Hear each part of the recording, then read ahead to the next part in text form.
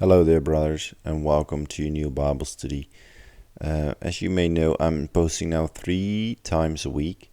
So I try to post on Tuesday, Thursday, and Saturday.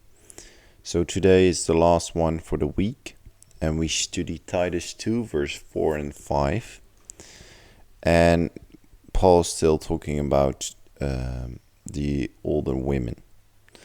Then they can train the younger women to love their husbands and children, to be self-controlled and pure, to be busy at home, to be kind, and to be subject to their husbands, so that no one will malign the word of God. In these verses, Paul continues his instructions for all the women to train or encourage the younger women to live righteously. In Paul's era, ladies 40 years and older were considered older women and were usually already married, had raised children, and had ample experience to pass on to the younger women. This experience was important given the famously immoral culture prevalent in Crete, as we saw in Titus 1 verse 12. Paul held the focus of younger women was their immediate family.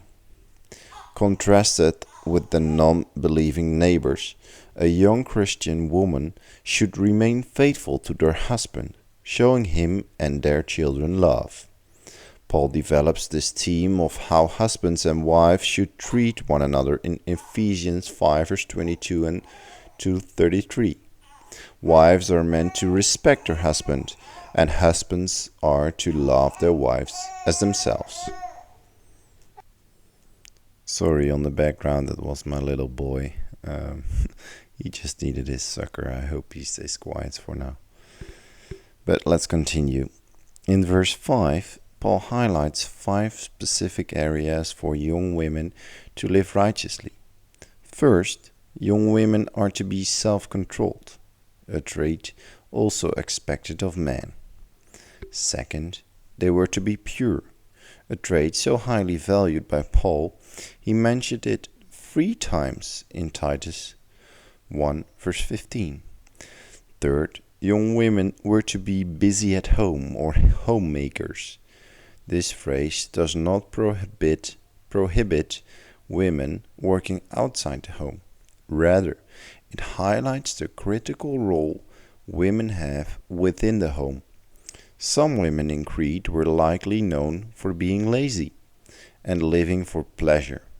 In contrast, young married Christian women were to be known for their concern for their family relationships and home life.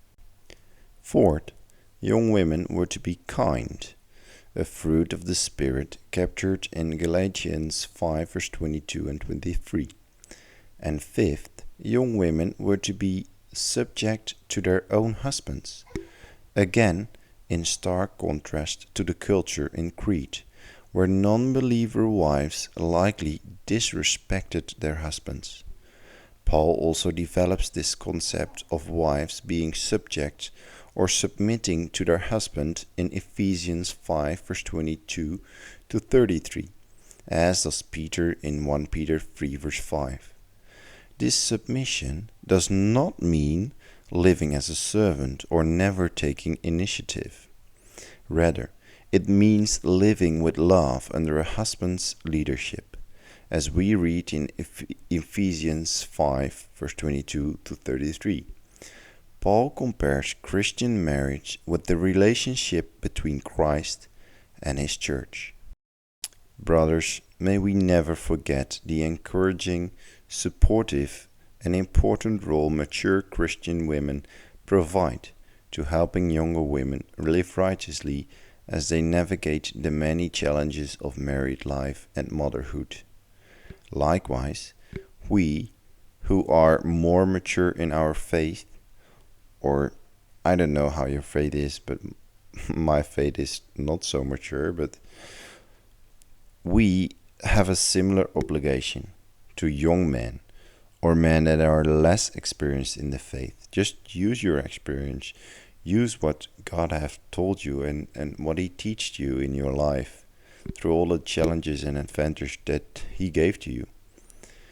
And that we have that similar obligation to young men who seek to live righteous lives that point to God's glory.